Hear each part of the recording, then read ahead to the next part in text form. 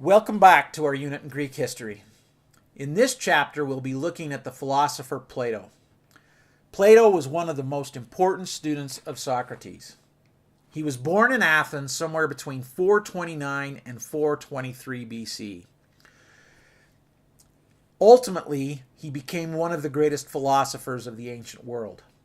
Today, Plato is very influential in philosophy. The exact date and place of Plato's birth is unknown. Most scholars, though, believe that Plato was probably born in either Athens or Aegina, a small island off the coast of Athens that was controlled by Athens. Therefore, he would have been a citizen of Athens.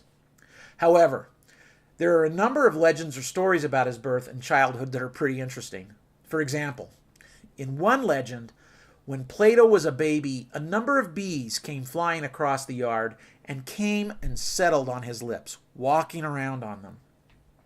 His mother, seeing the bees crawling across his lips, believed that this was a sign, a divine sign from God, that Plato's words would be as sweet as honey. Now, this belief was confirmed as Plato grew older. His words were indeed sweet as honey. However, this was more likely the result of his education than any number of bees landing on his lips. Plato was likely educated in grammar, music, and athletics by the most distinguished teachers of his time. In fact, Plato's skills as an athlete was so good that one of his contemporaries said that Plato had wrestled at the Isthmian Games. Now, these were a sort of Olympics that were held near Corinth periodically. The writer does not tell us, though, whether or not Plato won. Plato also learned about philosophy before he met Socrates. Plato had been a student of philosophy and met a philosophy by the name of Critolus and become familiar with a school of thought known as the Heraclitean doctrine well before he was ever introduced to Socrates. Now, in looking at what are the things that had influenced Plato, it is apparent that he was influenced by the ideas of a number of different philosophers. So one of the philosophers who influenced Plato was Pythagoras, best known for his Pythagorean theorem, something that all of you love and enjoy. Some scholars believe that Pythagoras had an important influence on Plato because of similarities between Pythagoras' thought and that of Plato's thought. This influence can be seen in three different ways. First, some believe that Plato's idea of the republic and its rule by a philosopher king, the subject of one of his most important books, is related to Pythagoras' idea of, quote, a tightly organized community of like-minded thinkers, unquote. Second, there's evidence that Plato took an idea from Pythagoras that mathematics and abstract thinking in general is a basis for substantial theses or ideas in both science and in morals.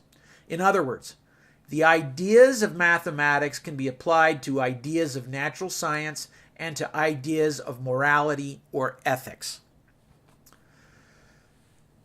Third, both Pythagoras and Plato shared a, quote, mystical approach to the soul and its place in the material world, unquote. In other words, they both believed that the soul was real and physical and could influence the world around them.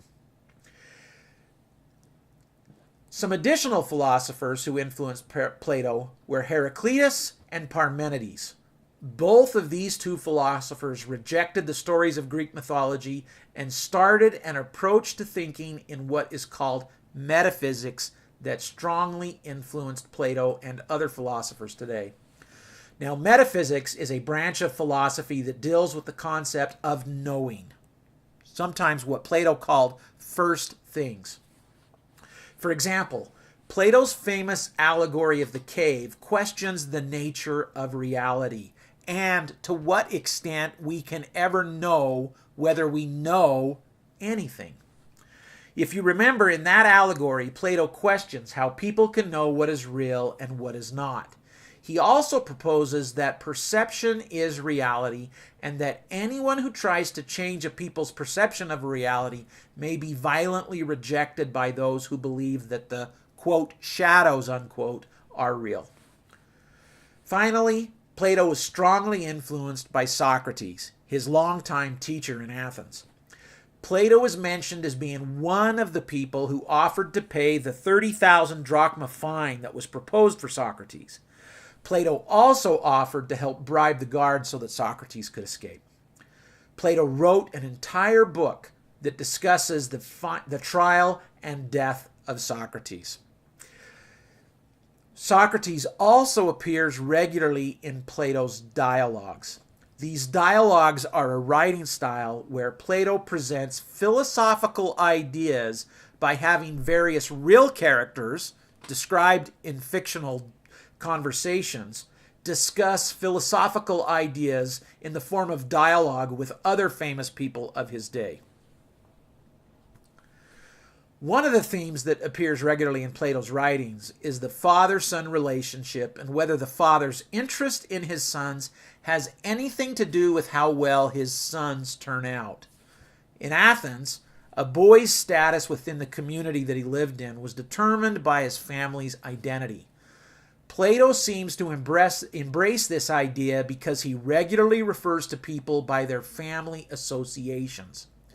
However, Plato also seems to embrace the idea that knowledge is not something that can be learned, but only inherited.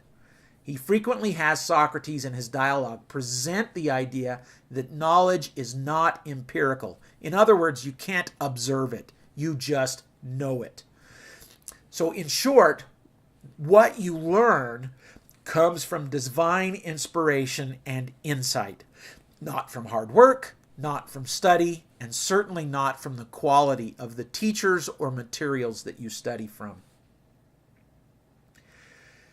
In this way, Plato suggests that written art such as poetry, philosophy, etc., is inspired by the muses. Remember, they're the Greek goddesses of art and inspiration.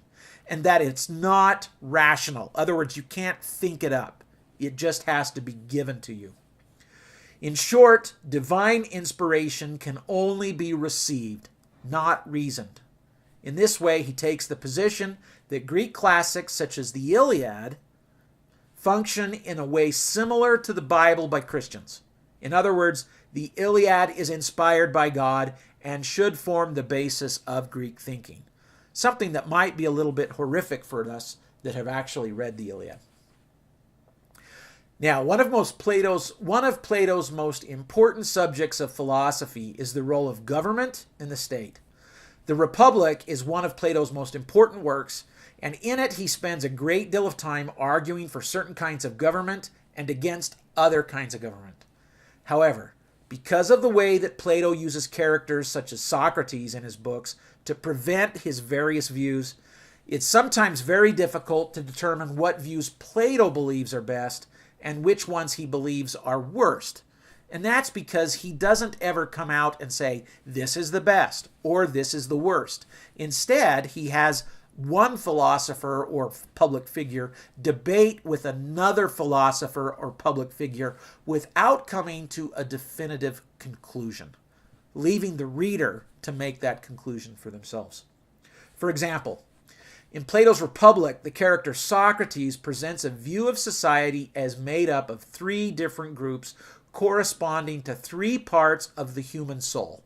The producer, which we would call a worker, the protector, probably a warrior, and the governor, obviously the philosopher king. Each of these different categories of individuals have different strengths and weaknesses. But Plato seems to imply that each class is inherent in the individual, in other words, given to them by God, and that a person should stay in their class. If you're born a worker, you should stay a worker. If you were born a warrior, you should stay a warrior. And if you happen to have been privileged enough to be made the philosopher king, then you should rule. In this way, the principles of Athenian democracy seem to be rejected by Plato because the people as a whole are too stupid to be able to rule themselves. Instead, power should be granted to the intelligent and wise, who would know what to do with the power. Plato called this governing class the philosopher kings. Plato then compares this ideal city governed by the philosopher king to the human soul and claims that the soul has the same three parts: desire, which would be the worker; will, which would be the warrior; and reason, the philosopher king. Ultimately, Plato concludes that democracy, rule by the people as a whole, is doomed to failure. He says that it is better to be ruled by a bad tyrant than a bad democracy, because at least in a tyrant, one individual is committing bad deeds, while in a bad democracy, the whole people are responsible for the bad deeds. Plato further states that democracy is just one step in the decline of a civilization towards tyranny. Now, in this chapter, we have looked at one of Socrates' students, Plato. We examined where Plato's ideas came from and which philosophers influenced him. We also looked at some of Plato's ideas, especially as it comes to government. In our next chapter, we will look at Plato's student, Aristotle, and some of the ways that his philosophy differs from that of Plato.